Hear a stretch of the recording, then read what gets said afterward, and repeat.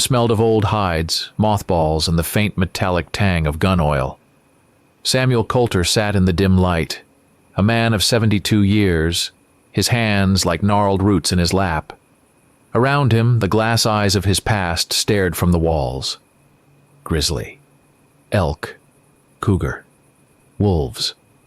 Each mount was a testament, a story frozen in a rictus of life or death, his death. He looked at his hands then. The knuckles were swollen, the skin like old parchment stretched thin over bone.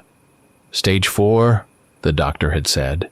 Lungs shot through with it, metastasized to the bone. Months. The word hung in the stale air of the trophy room, a sentence heavier than any judge could levy.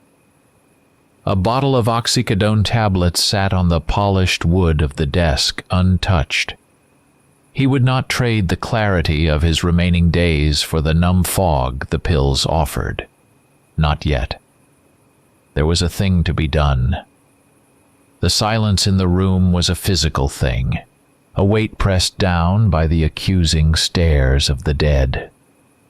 He felt the fine dust motes settling on the glassy eyes of the great bear in the corner, its mouth fixed open in a silent roar that had once echoed through a mountain pass 30 years before.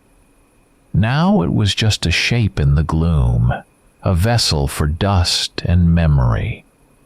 He remembered a younger man, 30 years old, a pack on his back heavy enough to make the current version of him crumple. He remembered scrabbling up sheer rock faces after a bighorn, the thin air burning his lungs. But his legs were like pistons.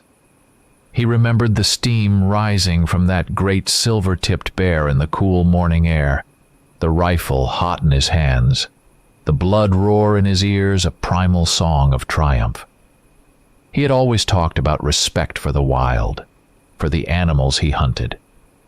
But somewhere along the way, that respect had soured, had twisted into a need to dominate, to assert himself over the wildness of the world by extinguishing its life, spark by spark.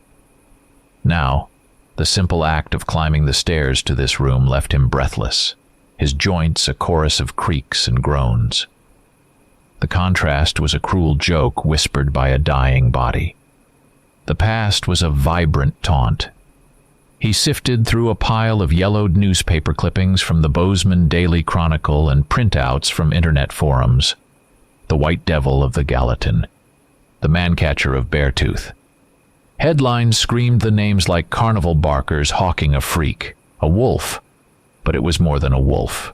Huge, pale as ash, elusive, deadly. Tales told of tourists vanished without a trace, of livestock ravaged in ways that spoke of a singular ferocity, of a cunning that bordered on the uncanny.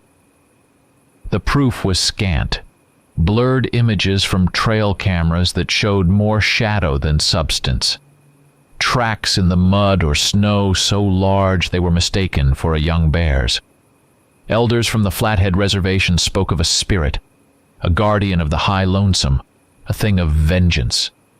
He had snorted at such talk, superstition, folklore. To him it was an animal, a magnificent animal, an exceptional one, but an animal nonetheless. And he was a hunter. This hunt was not about another head for the wall, another notch on a well-worn rifle stock. It was his Everest, a final ascent against the blank face of oblivion. He would go out on his own terms. He would leave behind not just a dusty collection of taxidermy and fading photographs, but a legend. A story told in hushed tones around campfires for years to come. He would prove to himself that the man named Sam Coulter still existed somewhere beneath the ruin of his flesh, that he was not just a collection of symptoms, a walking specter waiting for the grave. It was a way to look his ultimate fear in the eye, the fear of helplessness, of fading away in a sterile room stinking of antiseptic and despair. He reached for the rifle that leaned in the corner, a Winchester Model 70, his father's gun. The wood of the stock was warm, smooth from years of handling. He worked the bolt. The action was like silk. He ran a soft cloth over the blued steel of the barrel, and it gleamed faintly in the dim light. A good rifle. An honest rifle. He laid out the cartridges on the desk. Hornady Precision Hunter, ELDX. Heavy grain expanding bullets designed to stop a large animal in its tracks. Each brass casing was a small promise of finality. He considered the distances. The scope, a Leupold VX-3I, was zeroed for 200 yards. It would do for longer shots if the creature was wary. But he planned to get close. He always got close.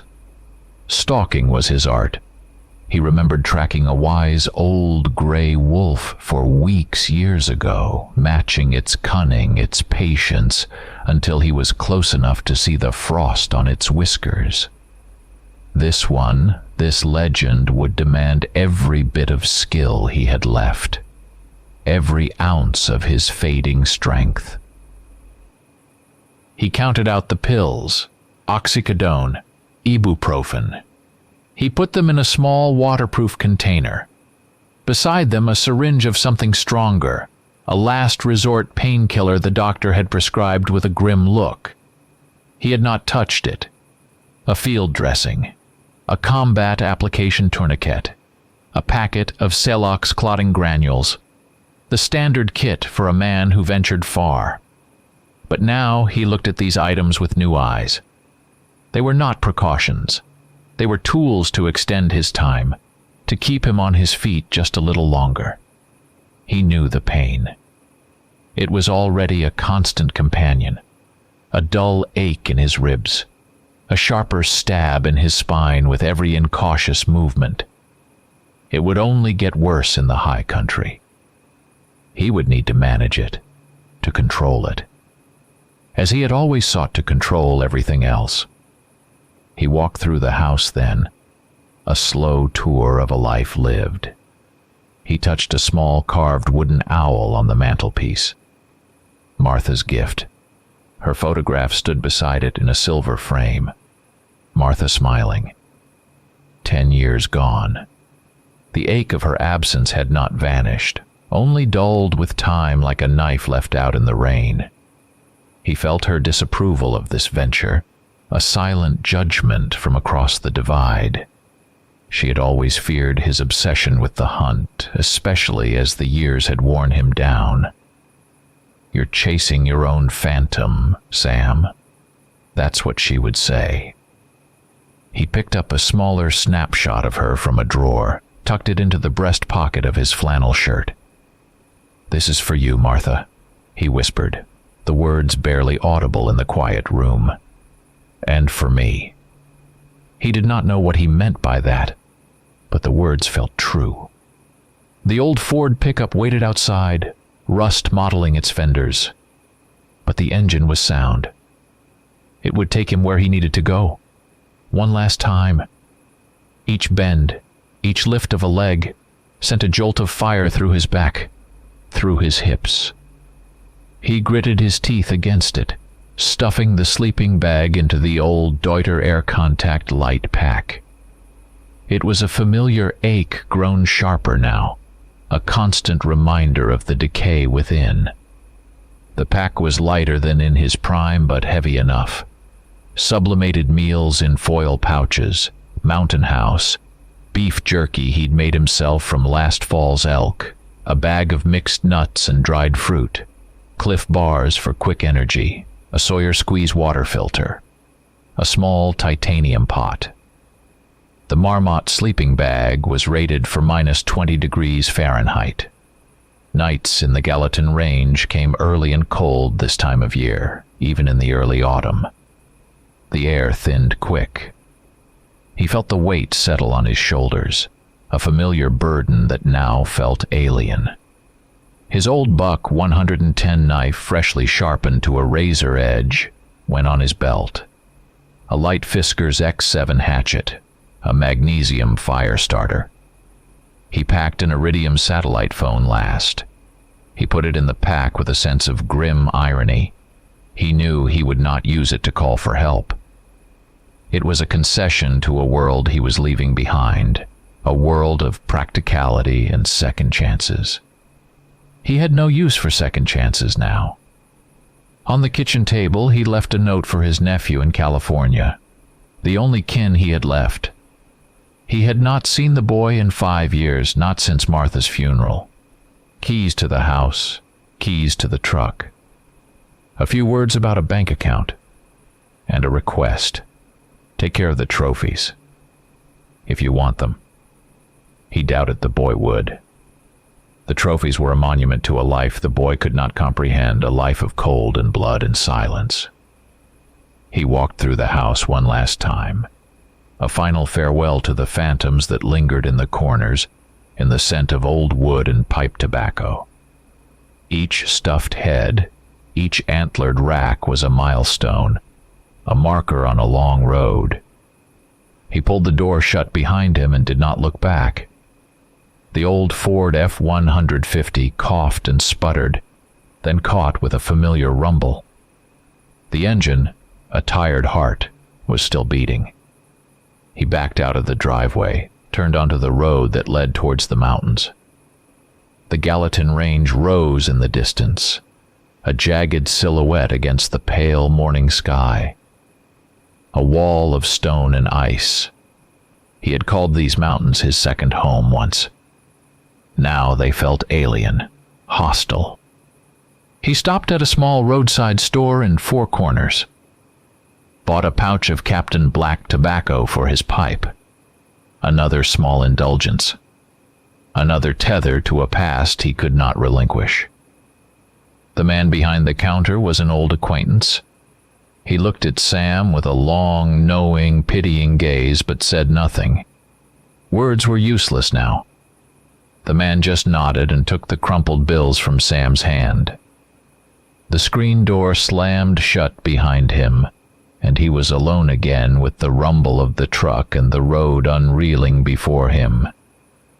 He made his first camp at the foot of Sphinx Mountain, a place with a good view, a stand of firs to break the wind and hide the smoke from his small twig stove. He gathered dry wood, broke it into small pieces, and fed it carefully into the stove's metal maw. The night came down like a hammer, cold, deep. The pain in his bones flared with the dropping temperature. He took the first of the oxycodone tablets, swallowed it dry, and lay in his sleeping bag listening to the snap of twigs in the dark woods around him, the distant yip of a coyote. A profound loneliness settled over him, a solitude as vast as the star-strewn sky above. He felt small beneath the wheeling cosmos, a dying cinder in a universe of cold fire. Morning came gray and chill.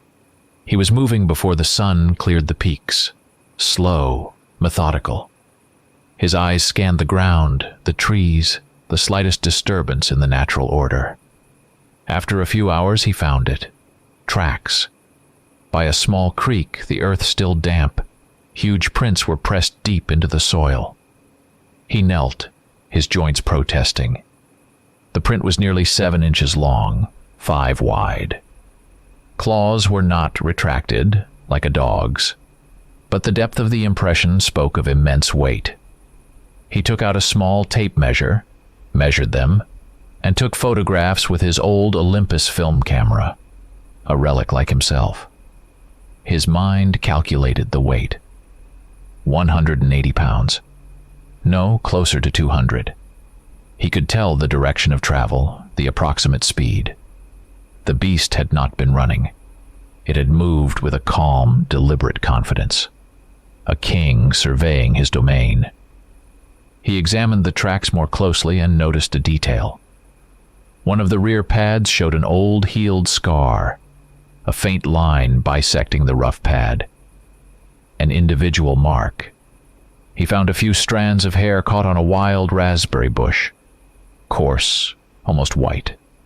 Longer and stiffer than any wolf hair he'd ever seen. He rubbed it between his fingers. It had almost no scent. unusual for a predator. He followed the trail. His hunter's senses, honed by decades of pursuit, began to prickle. A feeling of unease. This was not just a large wolf. There was something else here. Something different. He could not name it, but he felt it.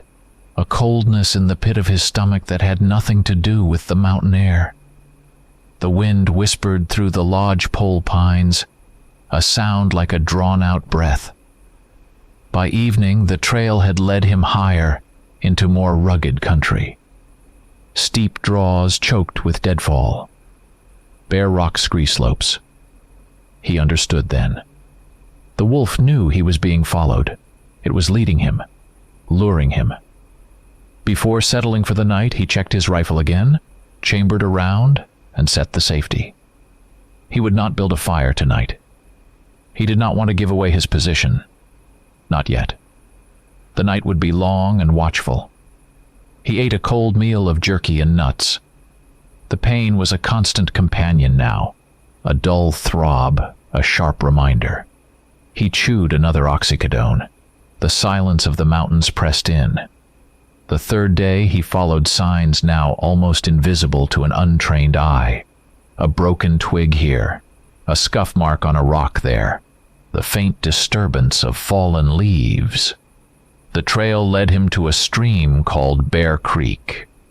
The name took on a new and sinister meaning when he saw what lay on its bank. Even he, a man who had seen much death, felt a chill crawl up his spine. A black bear sow and her 2-year-old cubs. Or what was left of them. They were torn apart with a savagery that was hard to comprehend, remnants scattered across a small clearing. The ground was dark with blood soaked into the pine needles. The air was thick with the coppery reek of it, and the buzzing of flies was the only sound. He moved closer, examined the carnage. Spines were snapped. Great chunks of flesh were ripped from bone. The marks of enormous teeth raked deep into the remaining carcasses. The sheer power required for such destruction was evident. The tracks around the kill site were clear, deep. The tracks of the great pale wolf, and only those tracks. No sign of other predators joining the fray or scavenging. This was the work of one creature. He took out the Olympus, changed the film, and photographed the scene methodically. These pictures were not for a trophy album. They were for understanding. He documented the broken rib cages, the crushed skulls, the way the bodies had been tossed about like children's toys. He sat on a fallen log, took out his pipe, filled it, but did not light it. A normal wolf, even a pack, would rarely attack a grown bear, let alone a sow with cubs. This was not predation.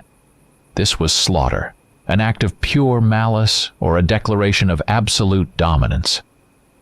He remembered the stories he had dismissed as tall tales, exaggerations, barroom boasts. He knew now they were not. This thing, this creature, was an apex predator. Something that knew no fear. Something that possessed a strength far beyond that of a normal wolf. Something unnatural. A cold wind swept down from the high peaks. It cut through his layers of clothing. He began to shiver, and not just from the cold. A fit of coughing seized him, bent him double. He spat onto the ground, a clot of bright red blood against the pine needles. Fear, not of the beast, but of his own failing body, the betrayal from within. Time was running out faster than he had thought. The realization did not make him want to turn back. It hardened his resolve. A desperate stubbornness took root. This was no longer just a hunt. It was a race. He pushed on, following the trail. The wolf made no effort to hide its passage now. The tracks were bold, almost arrogant, leading him deeper into the wilderness, into canyons rarely trod by human feet, overpasses where the wind howled like a banshee. He felt like a pawn in a game. The beast knew he was there. It was aware of his pursuit. Why did it not simply vanish into the vastness of the mountains as it had done with so many others? Night. He made a small camp in a shallow rock overhang using a Dakota fire hole, a pit with an air tunnel to minimize smoke and flame. He sat by the small fire, nursing a cup of hot tea. Then he heard it, a howl, long, mournful. Yet it had an undercurrent of something else, something ancient and terrifying. It came from everywhere and nowhere at once, a multi-toned ululation that issued from a single throat. He had heard wolves howl countless times in his life. This was different. This made the hairs on his neck stand on end. This made his blood run cold. It was a sound of immense loneliness and rage intertwined, a sound that spoke of things older than the mountains themselves. He grabbed his rifle, scanned the darkness. Then he saw it. On the crest of a nearby ridge, silhouetted against the enormous cold disk of the rising moon, was a dark shape, far larger than any wolf he had ever seen. For a moment, it stood upright on two legs. Its shoulders were broad, its head lifted to the sky. Then it dropped back to all fours and melted into the shadows. He stared at the spot where it had been, his breath ragged, his heart hammering against his ribs, a frantic drumbeat in the sudden silence. There was no doubt left in his mind. This was no ordinary wolf, not even an extraordinarily large one. This was what the old Indians whispered about. A shapeshifter. A werewolf. A thing of legend and nightmare. And it had not just run. It had shown itself. It was taunting him, mocking his age, his sickness, his dwindling strength.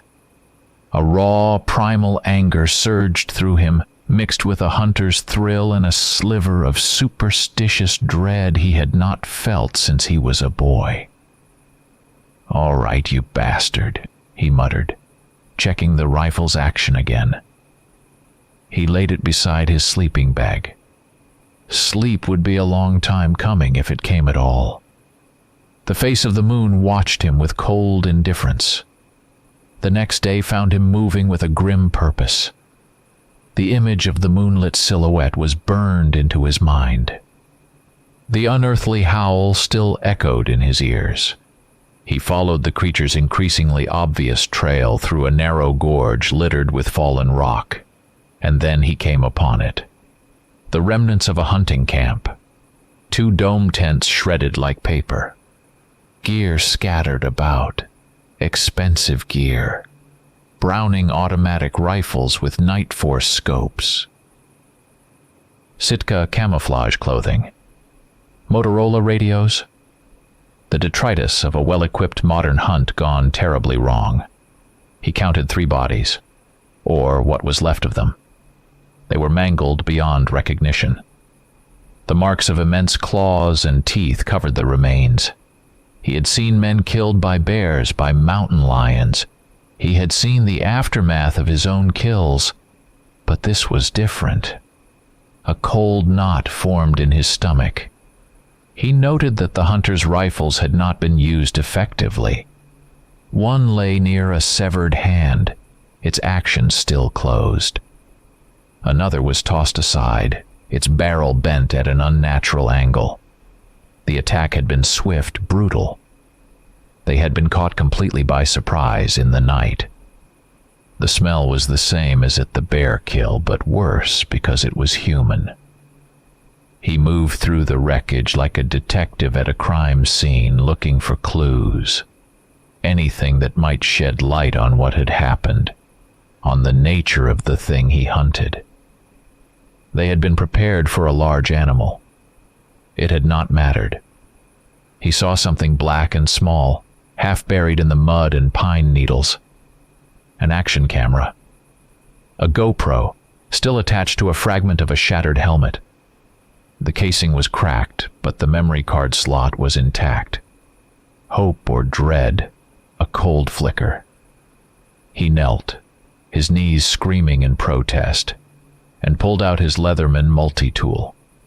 The small pliers were slick with dew and something else. He carefully pried open the small door covering the memory card and extracted the tiny microSD card. His own satellite phone had a nearly dead battery, but he'd brought his old smartphone mostly for offline maps. It had just enough charge. He fumbled the card into the slot, his fingers thick and clumsy with cold. The screen flickered. A list of video files appeared. The last few were short, dated 3 days prior according to the timestamps, filmed in the fading light of dusk. The first file showed the hunters around a small campfire, joking, boasting about the size of the tracks they'd found earlier. The usual camp talk, bravado tinged with excitement. Their faces were lit by the fire, young and confident. The second file, the image jerked violently. Voices were sharp with alarm. What was that? Did you see the size of it? The third file, the camera was on the ground. Darkness. The sound of branches snapping, heavy panting. Then a scream cut short. A wet, tearing sound that made his stomach clench. The camera was knocked upwards, pointing at the dark canopy of trees. The last file, only a few seconds long. The camera lay on its side, its lens pointing out from under a fern. Out of the deepening gloom, a massive dark shape materialized. It rose slowly onto its hind legs. It towered over the fallen cameraman, easily 8 feet tall.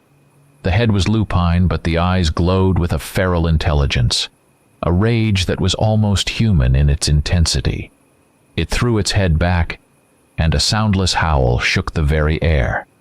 Then a blur of motion downwards, a guttural snarl. The camera image dissolved into static. He sat back on his heels, the phone heavy in his trembling hand. Theatricality. The word echoed in his mind. This was not simply a predator attacking prey.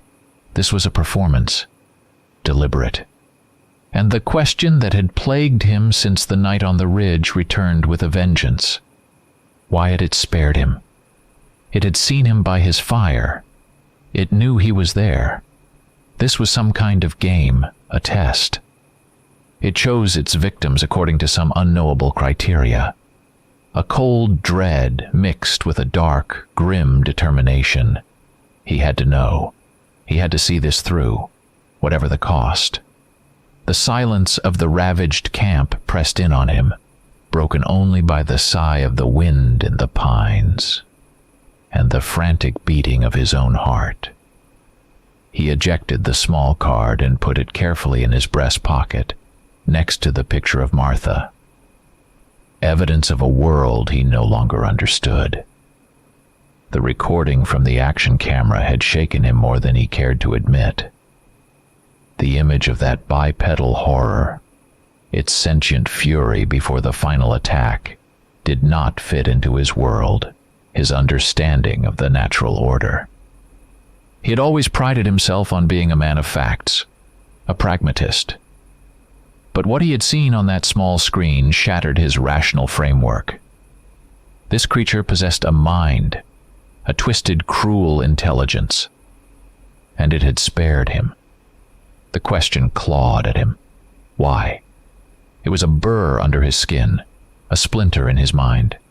Loneliness, the constant gnawing pain, the horrific discoveries, and the undeniable nature of the beast he pursued. They began to wear away at the edges of his sanity. He started hearing Martha's voice again. At first, they were just fragments of sentences, whispers on the wind. Now they were clearer, coherent. "Sam, you always chased shadows." The voice was unmistakably hers, cold and clear as a mountain stream. "This wolf, it's not a trophy. It's a reflection of you, your pain, your solitude. You see in it what you buried with me, your weariness of the endless struggle, your longing for peace." He tried to dismiss the voice. Fever, he told himself. The painkillers. lack of oxygen at this altitude, hallucinations. But Martha's words cut deep. He began to question his purpose. This was not the last great hunt. It was something else entirely, a journey towards a revelation he was not sure he wanted to face. He remembered the Indian legends, the tales of guardian spirits that could be both terrible and merciful. He had always scoffed at them. Now he was not so sure. The mountains felt different now, not just rock and ice, but something old and aware. His physical decline was accelerating. The cough was almost constant now, a dry, hacking bark that tore at his ruined lungs. Each breath was a ragged effort. The blood in his sputum was more frequent, more copious. He was losing weight. His face was gaunt. His eyes burned with a feverish light. Every step on the rocky, uneven trail sent lances of pain through his bones. He felt the cancer like another living thing inside him, gnawing away at his frame. Yet he kept going. A stubbornness born of desperation and a strange mystical curiosity drove him onward. The world had shrunk. It consisted only of the trail, the pain, and the image of the creature he pursued. He began to notice small things, stones piled in unusual ways at forks in the trail, small cairns that were not natural formations, tree branches woven into strange patterns like crude runes or symbols he could not decipher. Something was leaving him signs, leading him. He did not understand their meaning. Were they a guide? A warning? A language meant for a part of him he did not know he possessed? The effort was becoming too much. He stumbled along in a daze, barely aware of his surroundings. He reached a small stream, its edges crusted with the first ice of the season. He knelt to fill his canteen, his hands trembling violently. The Sawyer squeeze filter slipped from his numb fingers. He reached for it. The world tilted. The colors of the forest began to fade. A rushing sound filled his ears, and darkness crept in at the edges of his vision. Just before he succumbed, he saw Martha's face, young and smiling, as she was in the photograph in his pocket. "Martha, I'm coming." The thought was a faint whisper in the collapsing ruin of his mind. He pitched forward. His face struck the cold, mossy ground. A dusting of fresh snow cushioned the impact slightly. The cold seeped into him. He barely felt it. Silence. Only the soughing of the wind in the high pines and the slow drip of water from melting ice. The world went black. He woke to warmth. The smell of wood smoke. He lay on something soft, a rough-hewn bunk covered with heavy, thick furs. Bear. Wolf. But not the pale ash-gray of the creature. His head throbbed a dull ache, but the sharp pains in his body were muted. Beside him on a crude table made from an upended crate sat an earthenware bowl of fresh water and a piece of dried meat. Venison, surprisingly tender. The cuts and bruises on his hands and face from his fall had been cleaned and dressed with strips of clean, old cloth. He pushed himself up on one elbow and looked around. An old trapper's cabin, one he had never known existed despite his decades of roaming these mountains. Walls of thick logs chinked with moss and mud. A small cast iron stove sat cold in one corner, but a neat stack of dry firewood lay beside it. His clothes, wet from sweat and melted snow, hung on a line strung near the stove. Someone had carried him here, undressed him, cared for him. The thought was deeply unsettling. He tried to stand. His legs buckled. Weakness. Dizziness. He did not understand. Who had saved him? And why? His hand went instinctively to his side where his rifle usually lay. It was gone. His pack, too. A cold tendril of panic tightened in his chest. He was alone, unarmed, in an unknown place, rescued by an unknown benefactor. The door of the cabin, a rough plank affair, creaked open. On the threshold stood the creature. In the dim light filtering through the single small window covered with a stretched animal bladder, it looked even larger, more terrifying than the silhouette against the moon. A towering figure easily 8 feet tall, covered in thick silver-gray fur. Powerful shoulders, long, muscular limbs. The muzzle was undeniably wolf-like, long fangs visible beneath black lips. But the brow was more prominent, almost human. The cheekbones high and defined, the hands. They ended not in simple paws, but in something like malformed human hands, with 5 digits armed with long black claws like obsidian daggers. He realized with a sickening lurch that it was these hands that had so carefully tended his wounds. It was wearing a pair of ragged leather breeches, and an old, tarnished silver locket hung on a leather thong around its thick neck. But the eyes were the most startling, large, amber gold. They regarded him not with the fury or menace he had expected, but with an ancient weariness, a profound sorrow, and something else, compassion. It was so at odds with the image of the merciless killer that he was stunned into immobility. The creature took a few slow, deliberate steps into the cabin. He tried to scramble back, but had no strength. Fear warred with a paralyzing astonishment. The creature stopped. It slowly raised one massive, furred hand, palm up, a universal gesture of peace. Then it made a low, guttural sound. Not a growl, more like a question, a statement understood without words. It held his gaze for a long moment. He saw in those depths not a monster but a prisoner. He saw a soul trapped behind the bars of a monstrous form. It blinked slowly once, then backed away, and slipped out the door as silently as it had entered, leaving him alone with his whirling thoughts. The wolf, the man-wolf, had not been taunting him. It had not been playing with him. It had saved him. It had been waiting. But for what? The questions hung heavy in the smoky air of the small cabin. Hours passed before he dared to move again. The creature had left more food, a piece of roasted meat from some small rodent, a marmot, and some roots he recognized as edible burdock. He ate slowly, forcing the food down, gaining a little strength. He began a more thorough examination of the cabin. It was lived in, though sparsely. The bunk he lay on was built into the wall. A few simple tools hung from wooden pegs, an axe, a saw, a skinning knife, all old but well maintained. In a corner, beneath a pile of old, worn hides, he felt something hard. It was an old leather rucksack.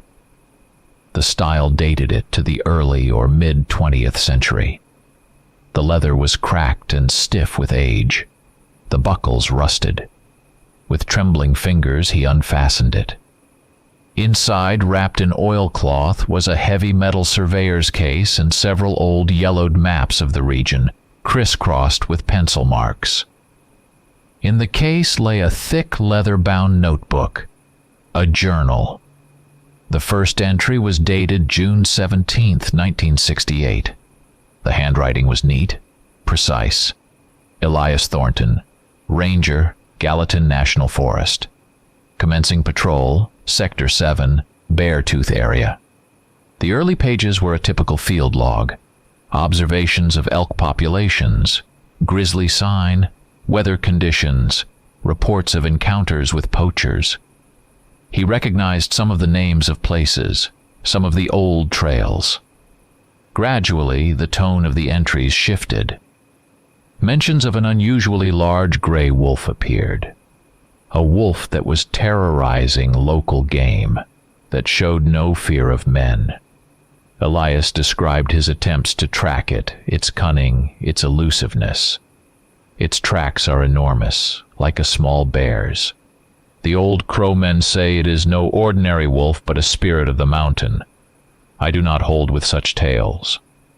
It is merely a very smart and powerful animal. Then the entry dated September 12, 1968. Cornered it at last in a narrow defile. It was wounded. So was I, a scratch on the arm, a trifle. Fired. Hit it. It went down. When I approached, it lunged. Fastened on my forearm. The fury in its eyes was not animal. It was personal. I finished it with my knife. But the bite? Deep. Elias then described a raging fever, a terrible pain in the wound that would not heal despite all his knowledge of field medicine. The subsequent entries became sporadic.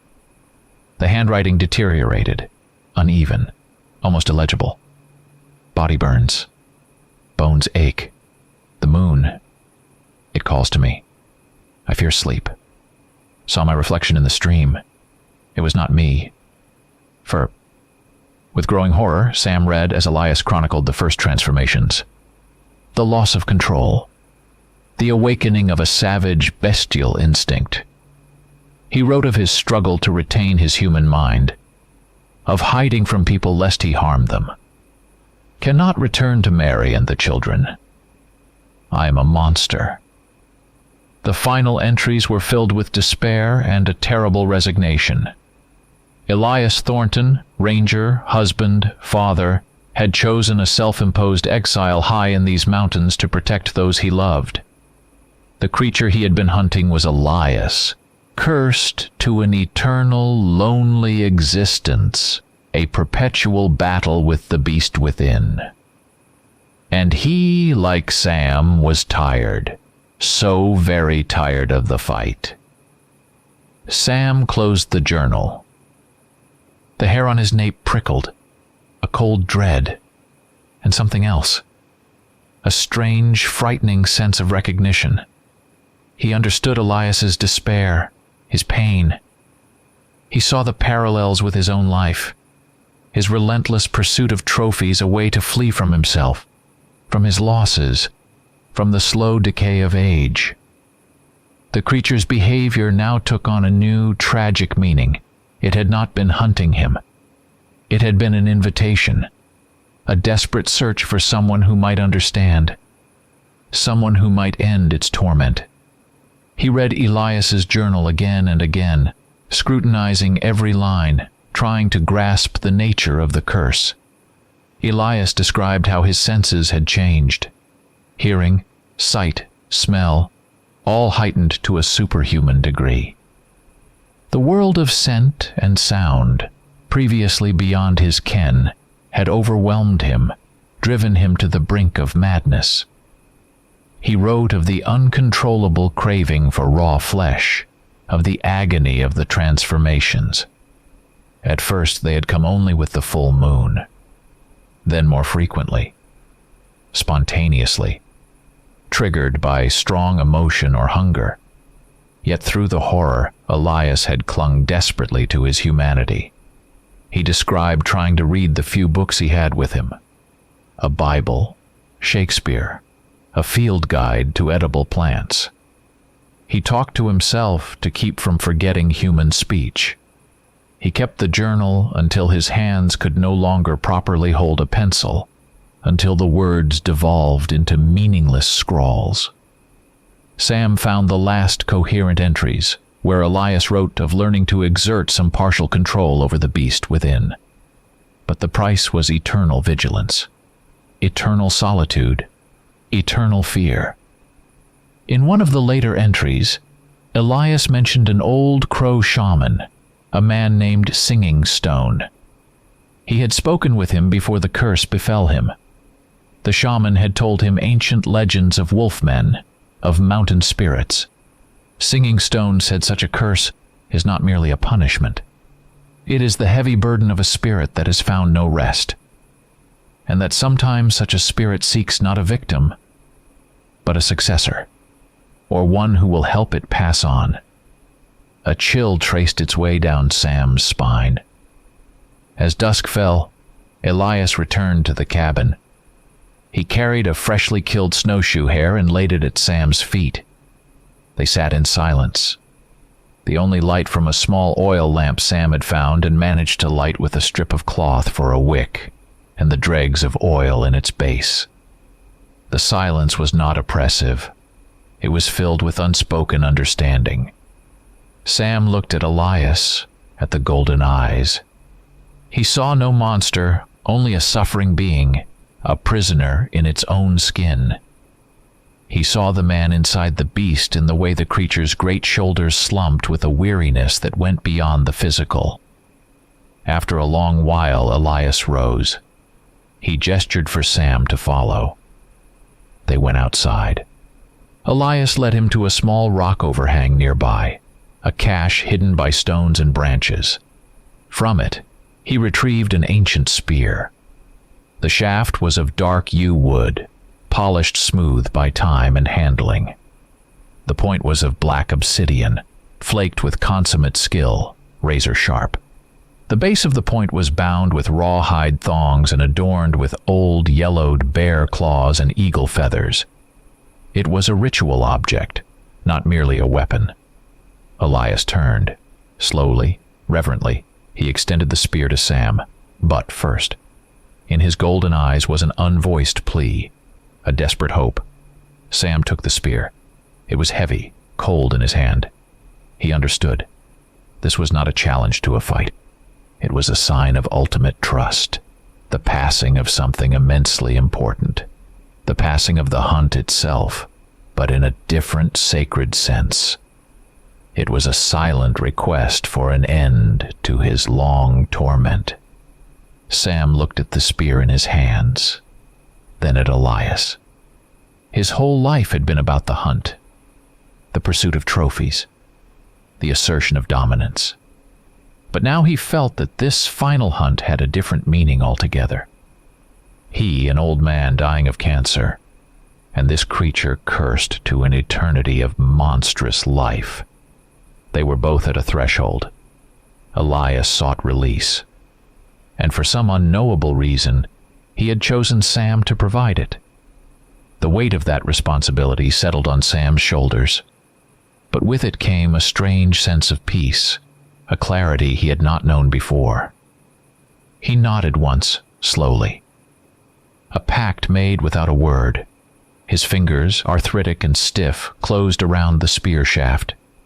A surprising surge of strength flowed through him, not physical strength. His body was still a wreck, a ruin. The pain still gnawed at him, but now it had a purpose, a meaning beyond simple agony. This was the price for what he had to do. He remembered Elias's words from the journal about the shaman singing stone and his prophecy. He pulled out one of the maps from Elias's old rucksack. It was a detailed topographical chart of the area, covered in pencil annotations in Thornton's hand. Among them, Sam found one circled location. A note beside it, Place of Quiet Howl SS. He knew SS stood for Singing Stone. Elias had been searching for this place, following the shaman's guidance. It was a remote and inaccessible peak, marked on the map with a small cross. He reread the shaman's words that Elias had transcribed. When the wolf spirit grows too heavy for one to bear, it seeks an equal. And only at the hand of an equal can the beast find peace, and the man a new beginning. He pondered those words, equal. It was not about strength, not about hunting prowess. It was about the depth of suffering, a shared weariness with a life of struggle and loss. He, Samuel Coulter, dying of cancer, and Elias Thornton, cursed to an eternity of torment in a monster's hide. They were equals in their despair, in their yearning for release. He gathered what little he had left, his canteen of water, the last of the jerky. He no longer needed his rifle.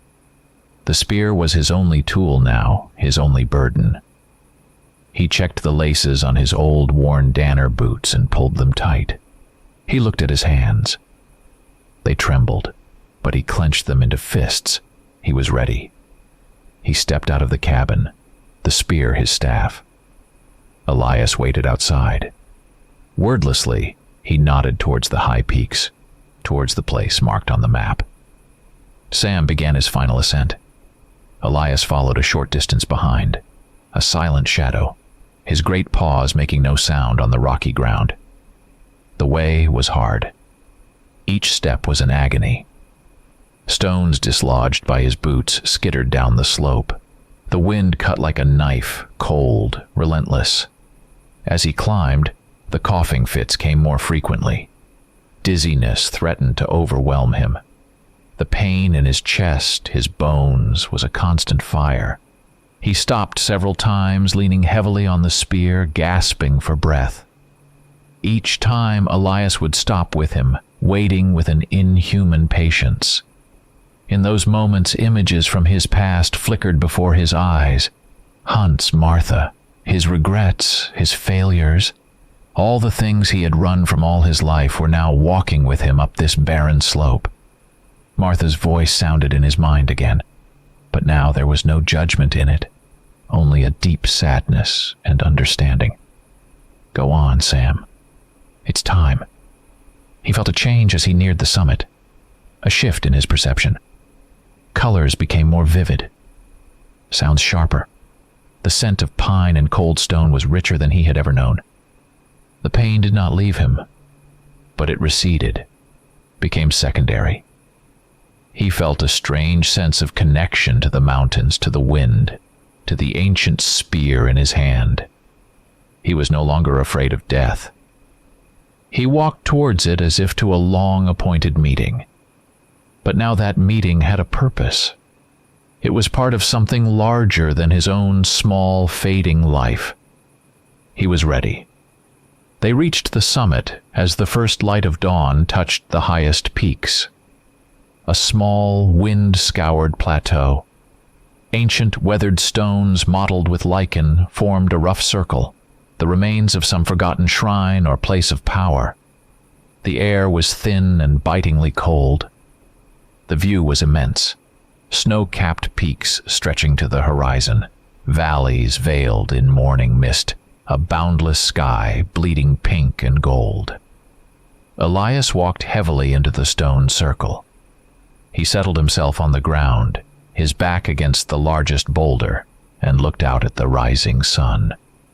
There was no bestial fury in his posture now, only a profound weariness, a vast resignation, and a quiet readiness. He was no longer the monster. He was Elias Thornton at the end of his long road.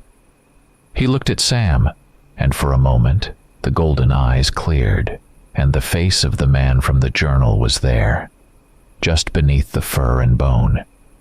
Sam approached him slowly. There was no fear left, only a deep, pervasive sorrow and an immeasurable respect for this being, for its suffering. He knew what he had to do. He raised the spear. His muscles screamed in protest. His arms trembled with weakness and the strain. But he did not strike. Instead, with all his remaining strength, he drove the obsidian point of the spear into the frozen earth beside Elias. A marker, a testament. Then he knelt opposite him and placed his own gnarled old hand on the creature's massive fur-covered paw. "Rest in peace, Elias Thornton," he whispered, his voice barely audible above the sigh of the wind. As his words faded, his own strength failed him completely. A wave of icy coldness spread through his chest, but it held no terror. He closed his eyes. A faint smile touched his lips, a look of profound peace. He slumped back against the stone, his final breath a white plume in the frigid air. Elias, the creature, threw back its head and let out a long, drawn-out howl. But this howl held no pain, no rage, It was a howl of release, of farewell, of gratitude. Its body began to glow with a soft golden light, growing brighter. Its form became translucent, dissolving into the first rays of the rising sun. When the light faded, all that remained on the ground where it had sat was a small scattering of silver-gray wolf fur and an old, tarnished silver locket on a leather thong, the one Sam had glimpsed on Elias in the cabin. Days later, Sam's nephew finally alerted the authorities. A Gallatin County search and rescue helicopter spotted something on the summit of the place of quiet howl. The pilot brought the machine lower. A rescuer winched down. He found a strange and unsettling scene. Samuel Coulter sat slumped against a large boulder, dead, an expression of deep peace on his frozen features. Beside him, thrust into the earth, stood an ancient spear with an obsidian point. No sign of a struggle, no blood. As the rescuer neared Sam's body, he saw movement. From behind the boulders, a huge ash-gray wolf emerged. It stopped near Sam's body and looked at the rescuer. The pilot, watching through binoculars, saw its eyes. They glowed with a soft, almost human golden light. For a fleeting instant, the pilot saw the same golden glint deep in the pupils of the dead man's half-closed eyes. He dismissed it. A trick of the light, fatigue. The wolf showed no aggression. It watched silently as the rescuers prepared Sam's body for transport. Then it turned and melted back into the rocks, vanishing like smoke. That night, with Sam's body lying in the Bozeman morgue, a howl echoed over the Gallatin Range. But it was not the solitary, anguished cry of Elias Thornton. Two voices now, two timbres intertwined in a complex, ancient, and infinitely mournful song. The song of the mountains, of eternity, of a new guardian. The curse was not broken, it was passed on. But Samuel Coulter, accepting it willingly, had found not torment but a new and unknowable form of existence, a part of the wild world he had once sought only to conquer. His hunt was over and begun.